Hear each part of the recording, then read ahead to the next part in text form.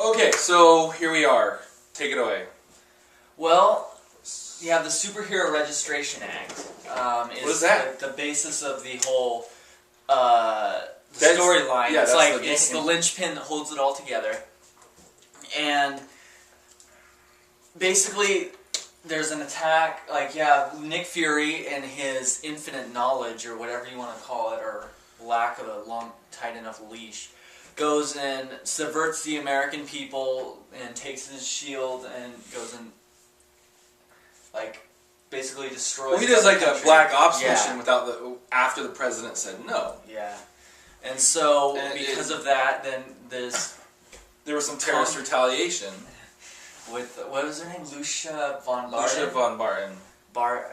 And She was the elected leader of Latveria after Doom died. She was essentially like a Colombian drug cartel leader. Yeah, she was the elected dictator. It's pretty much. She was so because of that, now Congress gets wise and if this is what they're going to do, then we need to sanction these people and control them. Mm-hmm. And it wasn't going to pass. It wasn't going to go through because you saved Stan Lee as a senator, or he looks like Stan Lee. But then they blow up, or then there's that stupid New Warriors incident where the Nitro goes and explodes next to a school, taking out 612 children. Plus however many adults. He blows up, basically destroys the town. And so because of that, they rush it through. So instead it was being stymied. Tony Stark goes before a subcommittee. Tony Stark basically was going to kill it. He was going to have, was going to get it gone, and that rushed it. It was overnight, basically. And they're and then it was I don't know how many days later, but it was it felt right away. It was oh, it's passed. You have till midnight before we show up. And that's where this whole conflict, because there's this whole section where it breaks down between, you just run around Stark Tower and you have till midnight to make your choice, and you just start talking to different characters, and they're very passionate about it, and they're very why you should be on which side. And it was hard. When I first played it, I was well, I really like Iron Man, and I was thinking I was going to do that, but I don't know.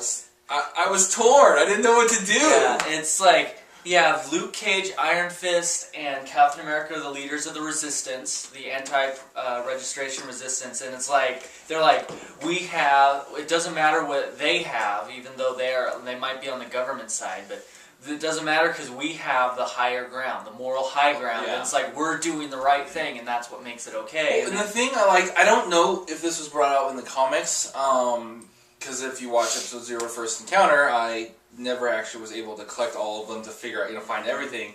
But the main thing though is that one thing they brought out that they didn't bring out, there was two things, so I'm going to talk about one right now, is Captain America wasn't trying to win the Civil War. He was just trying to get the people of America to overthrow what Congress did. Mm-hmm. And he was basically, all they were fighting was just to set the example of this is wrong, and was wanting, like I said, the American people to overthrow Congress. They weren't trying to defeat the government. They were trying to get the people to defeat the Senate or Congress. And that was I thought that was very interesting, because that's so much more possible and realistic, and ultimately at the end of the game happens, and it's exactly what happens. And so it's not we're just gonna beat all these other superheroes, and we're gonna beat the government, and then we're gonna go and beat all the villains, and then it was much more realistic.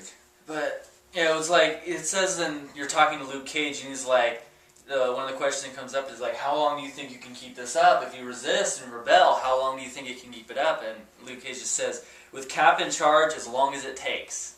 And it's you believe in somebody, not only in their ability to lead, but also in their ability, their convictions, to say they can subvert the government. And really it's S.H.I.E.L.D. It's not even the American government, it's S.H.I.E.L.D., which is an independent security. Well, not necessarily, because the government is who passed the bill.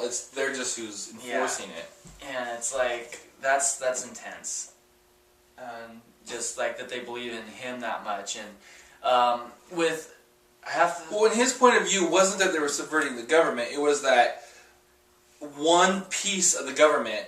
Okay, because there's obviously, if it comes down to it, there's the government and the people, right? Mm-hmm. And the country's supposed to be ruled by the people, but it's just governed by the government, but for the will of the people. And out of that government half, 1/3 of it is kind of, or well, I guess really the executive branch as well, because the president was in on it. So 2/3 of the government half went and did this thing. So I think Caps was more of, this is unconstitutional, this is wrong, the government can't be doing this. And so it's not as much as he was fighting against the government, he was trying to fight to restore the government. So the question is, like, one of the things, there's an argument between Mr. Fantastic and Luke Cage. It's like, with the practicality of the Registration Act, and like, you should support it. And Luke Cage is like, yeah, it's fine if you want to burn the Constitution. Yeah, and that's the other thing that was brought out that I don't think was in the comics is, I could be wrong, but Mr. Fantastic basically, first off, he invented his own kind of math. Which was he's like the smart guy that he can invent a type of math and totally. And not only math, but math that can predict the future. And so the whole point, and this really shows, which to me it kind of makes Tony look a lot less like a jerk, because he basically talks to Tony and says, "Hey, I invented this new kind of math. It can predict the future, and no matter how I run the calculation, no matter what variables I throw in, basically billions of people are going to die. There's going to be like all kinds of these events that lead up to billions of people dying." And nothing I change in the scenario changes it until the Registration Act. When I ran the Registration Act, that possibility, that keeps these billions of people from dying. And so that's why Tony was on board.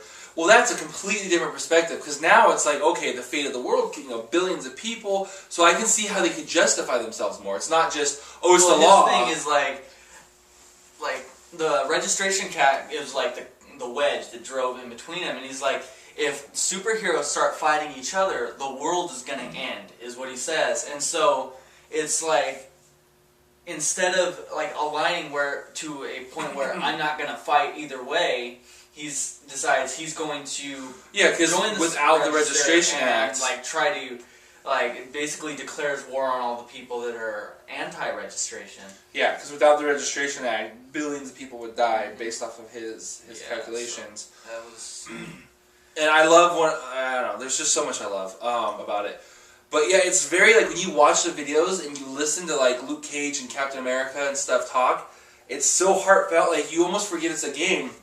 And you want to, like, join up. Like, I now understand, like, they talk about, like, like, in the whole World War II, okay, I'm not going to say I understand, that sounds stupid. But I think I can understand a little bit better, like, how people would just go and they were joining up to, after Pearl Harbor and stuff. Again, I don't want to offend anyone and make this sound anywhere, but, like, I kind of understand a little bit more, because, like, Captain America and Luke Cage, like, giving their little speeches, you're like, you almost wish you were a superhero in this universe so you can be like, I'm on your side.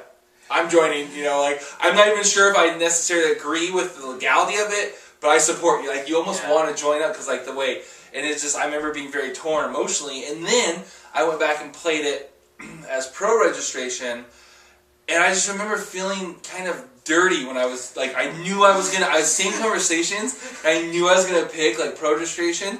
I felt kind of dirty and slimy, I was like, yeah, I'm going to do this. I just, like, something on the inside says it's wrong.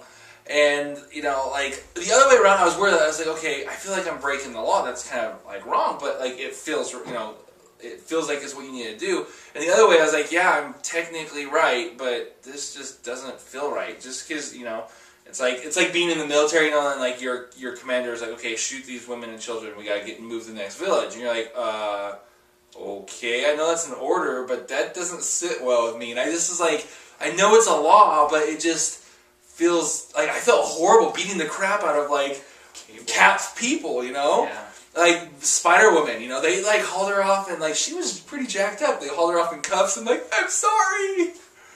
Yeah, and it was crazy because, of course, if you're playing on Cap's side, you have the victim complex, I guess you could call it, where they think... Like the martyr complex. Where it's like they have their people and they've been arrested, and they talk about the negative zone complex, and it's like, how could they do such a thing? And then I've been watching some of the pro-registration cutscenes of the same events, and he's like, we have too many prisoners, and it's like they're not even willing to register, so what are we supposed to do with them? And it's like you're seeing the same thing through two separate sets of lenses, and it's just depending on it's like the world didn't change or anything, it just changed the way you saw it, and it's like all of a sudden kind of feel bad. It's like I felt like they were such jerks, and it's like, well, they're just trying to figure out a solution to a complex issue. Yeah, it's like either way, like, it's a good game when either, like, you feel uncomfortable. Like, the choices, the story in the game, you feel uneasy. And, like, the one you're like, when it gets that much emotion going, obviously the game was done well and written well. So, I don't know, we got about a little less than 5 minutes, 4.5 minutes. Is there anything else we want to say about the game or anything else? I think we could probably wrap up this episode in just 2 segments.